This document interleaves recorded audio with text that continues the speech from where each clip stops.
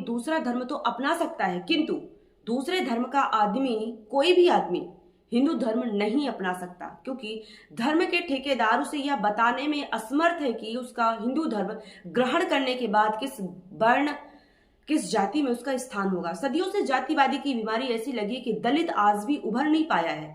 हम किसी ऑफिस या सभा हाल में बैठकर यह नहीं बोल पाते कि हमारी जाति क्या है। भोपाल, इंदौर जैसे स्लम एरिया में लोग जाति बदल कर रह रहे हैं। यहाँ तक कि अच्छी सोसाइटियों में भी लोग जाति छुपाते हैं। मैं वहाँ के बच्चों को पढ़ाती थी, तब मैं वहाँ के सामाजिक कंडीशन से रूबरू हुई।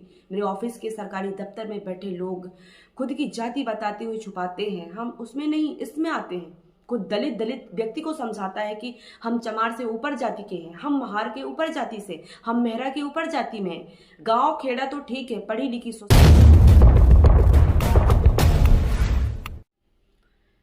इस जाति पात के कारण ही हिंदुओं में एक बहुत बड़े भाग में सामाजिक अत्याचार से बचने के लिए मुस्लिम, क्रिश्चियन और बौद्ध धर्म को अपना लिया, तथा कितने ही ऐसे लोग अपनी इच्छा के विरुद्ध विधर्मी हो गए, जो भूल से किसी मुसलमान या ईसाई का छुआ हुआ अन्न जल ग्रहण करने के कारण अपनी बिरादरी से खारिज कर दिए गए। इस जाति पात के कारण ही राष्ट्र की लगभग आधी आबादी हिंदू संतान शूद्र, अछूत, दलित बनकर कुत्ते बिल्लियों से भी बदतर जीवन बिता रहे हैं, जिनके पास रहने के लिए घर नहीं है, पहनने के लिए वस्त्र नहीं है और 2 वक्त गुजारा करने के लिए रोटी नहीं है, पेट भरने के लिए। इस जाति व्यवस्था के कारण ही विविध हिंदू जातियों के बीच पारस्परिक प्रेम तथा सहानुभूति का, भाईचारा का इतना अभाव हो गया है कि इन असंख्य जातियों की एकता के सूत्र में बांधकर उनका संगठन बनाना नितांत असंभव सा हो गया है। इस जाति पात के कारण ही आर्य समाज वैदिक धर्म का सार्वभौम धर्म न बना सका और न शुद्धि के कार्य में सफलता प्राप्त कर सका। हिंदू धर्म की जाति पात के कारण हिंदू धर्म का आदमी दूसरा धर्म तो अपना सकता है, किंतु दूसरे धर्म का आदमी, कोई भी आदमी हिंदू धर्म नहीं अपना सकता, क्योंकि धर्म के ठेकेदार उसे यह बताने में असमर्थ है कि उसका हिंदू धर्म ग्रहण करने के बाद किस वर्ण, किस जाति में उसका स्थान होगा। सदियों से जातिवादी की बीमारी ऐसी लगी कि दलित आज भी उभर नहीं पाया है। हम किसी ऑफिस या सभा हाल में बैठकर यह नहीं बोल पाते कि हमारी जाति क्या है। भोपाल, इंदौर जैसे स्लम एरिया में लोग जाति बदल कर रह रहे हैं। यहाँ तक कि अच्छी सोसाइटियों में भी लोग जाति छुपाते हैं। मैं वहाँ के बच्चों को पढ़ाती थी, तब मैं वहाँ के सामाजिक कंडीशन से रूबरू हुई। मेरे ऑफिस के सरकारी दफ्तर में बैठे लोग खुद की जाति बताते हुए छुपाते हैं। हम उसमें नहीं, इसमें आते हैं। खुद दलित व्यक्ति को समझाता है कि हम चमार से ऊपर जाति के हैं, हम महार के ऊपर जाति से, हम मेहरा के ऊपर जाति में हैं। गांव खेड़ा तो ठीक है, पढ़ी लिखी सोसाइटी में गाली भी चमार जैसे शब्द इस्तेमाल होते हैं। जो लोग जातिवादी हैं, जो लोग अपनी सोच में जहर को पाले हुए हैं, हम जन्म के आधार पर आपसे श्रेष्ठ हैं, सीनियर हैं, सुपीरियर हैं, आप जन्म के आधार पर हमसे नीच हैं, निकृष्ट हैं, अछूत हैं, ऐसे लोगों मानसिकता जो विरोध करते हैं। बाबा साहब भीमराव अंबेडकर की मूर्ति, जो कि भारत के कानून मंत्री भी रह चुके हैं, उनकी मूर्ति को लगाने के लिए विवाद हो रहा है। मामला मध्य प्रदेश का हाई कोर्ट का है। वहाँ के जज सुरेश साहब ने, उन्होंने यह आदेश दिया कि एमपी हाई कोर्ट के प्रांगण में बाबा साहब भीमराव अंबेडकर की मूर्ति लगाई जाए। लेकिन वहाँ के जो वकील हैं, जो गैर दलित है, उनको लेकर यह विरोध प्रदर्शन शुरू हो गया कि यहाँ नहीं लगनी चाहिए बाबा साहब की मूर्ति।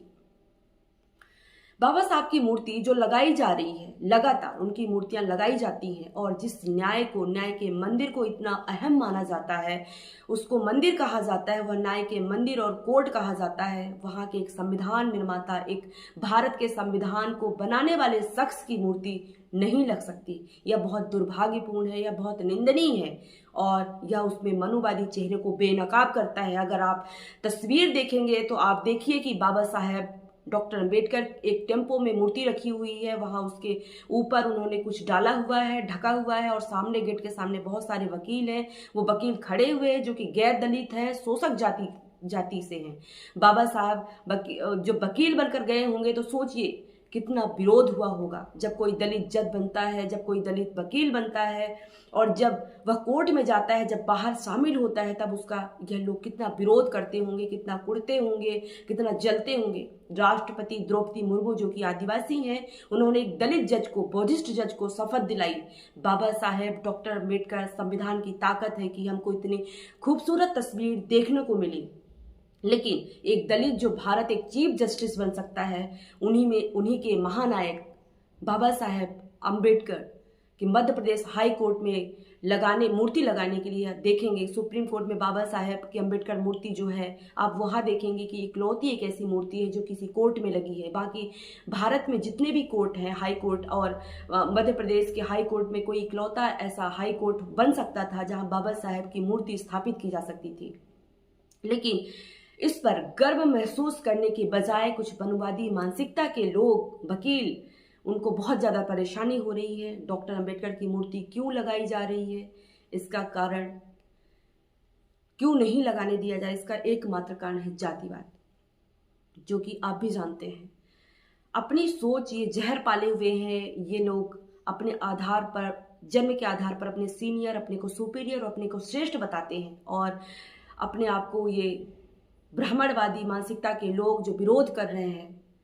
अदरवाइज देखेंगे कि बाबा साहेब डॉक्टर अंबेडकर ने जब संविधान बनाया तो वह सिर्फ दलितों के लिए नहीं बनाया था। उन्होंने जो हक अधिकार कानून बनाए हैं उसे दलितों के लिए नहीं बनाया, वह हर वर्ग को उसका फायदा हुआ है। बाबा साहेब डॉक्टर अंबेडकर आरबीआई बनाया और उसका पैसा सिर्फ हम लोग इस्तेमाल नहीं कर रहे हैं, आप भी पैसा इस्तेमाल कर रहे हैं।